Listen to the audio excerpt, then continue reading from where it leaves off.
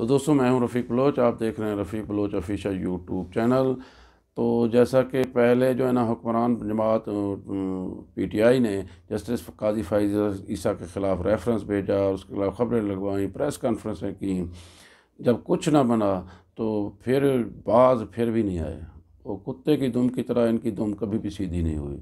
تو گزشتہ روز خبر آئی ہے کہ ان کے ایک حکومتی ایم این اے اکرم چیمہ کے ساتھ جو ہے نا وہ بدسلوکی جو کا واقعہ ہوا ہے، انہوں نے کی ہے بدسلوکی اور دھمکیاں بھی دی ہیں اور نازیبا زبان استعمال کی ہے جسٹس قاضی فائز عیسیٰ کے جو ہے نا ساتھ۔ سٹوری کچھ اس طرح ہے کہ جسٹس قاضی فائز عیسیٰ کا یہ معمول ہے، وہ گھر سے جو نکلتے ہیں وہ پیدل عموماً چل پڑتے ہیں سپریم کورٹ کی طرف۔ تو نہ وہ گارڈ لیتے ہیں، نہ وہ گاڑی وغیرہ استعمال کرتے ہیں۔ بہت اچھے نفیس انسان ہیں، بہت ایماندار جو ہے نا وہ جج ہیں۔ اللہ تعالیٰ ان کو اپنے امان میں رکھے اور ان کو اپنی سلامتی میں رکھے، اور اللہ ان کو لمبی عمر دے۔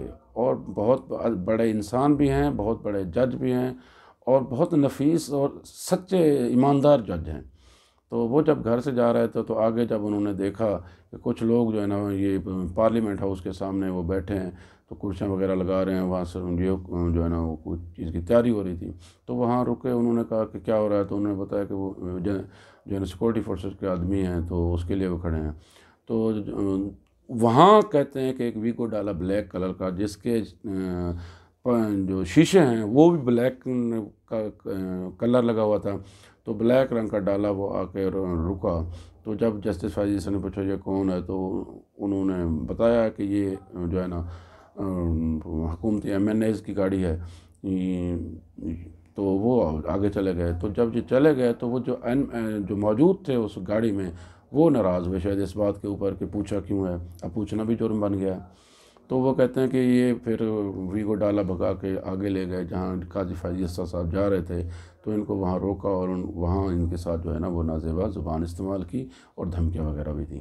پھر جو قاضی فائز عیسیٰ اور یہ سیکورٹی والے تو جانتے تھے جو وہاں بیٹھے تھے، کیونکہ قاضی فائز عیسیٰ آتے جاتے ہیں، تو وہ انہوں نے مداخلت کی اور یہ جو ہے نا پرچہ درج بھی ہوا اور یہ گرفتار بھی ہوا۔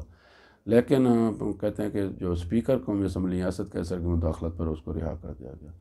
اب دیکھیں یہ حال ہے، ہمارے جو سپریم کورٹ کے جج ہیں وہ بھی محفوظ نہیں ہیں اس شر سے، اس پی ٹی آئی کے شر سے اور ان جیسے لفنگوں کے جو ہے نا وہ شر سے۔ اب ایک عظیم انسان، ایک سچا کھرا جج جو حق اور سچ کے فیصلے کرتا ہے، وہ ان کو پسند نہیں ہے، اور ہر طریقے سے ٹیز کرنے کی اس کو کوشش کر رہے ہیں، کبھی ریفرنس بھیج کے، کبھی اس کو جو ہے نا پریس کانفرنس کر کے۔ آج تو حد یہ ہو گئی کہ ایک ایم این اے نے وہاں جا کے اس سے بدتمیزی کی، گالم گلوچ کی اور اس کو دھمکیاں دی۔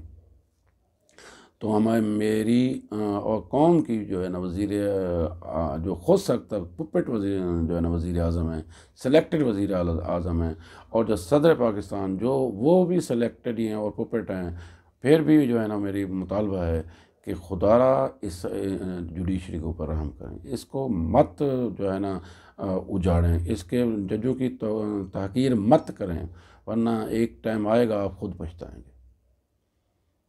سچے لوگوں کی معاشرے کے اندر ضرورت ہے یار، سچے لوگوں کو زندہ رہنے دیں، سچے لوگوں کو ان کی وجہ سے زندگی جو ہے نا وہ قائم ہے۔ تو اس دعا کے ساتھ اللہ تعالیٰ جسٹس قاضی فائز عیسیٰ کو اپنے ایمان میں رکھے، اس کو لمبی عمر دے، اور ان جو ہے نا شر پسندوں سے اور ان مخالفین سے ان کو حفاظت فرمائے۔ والسلام۔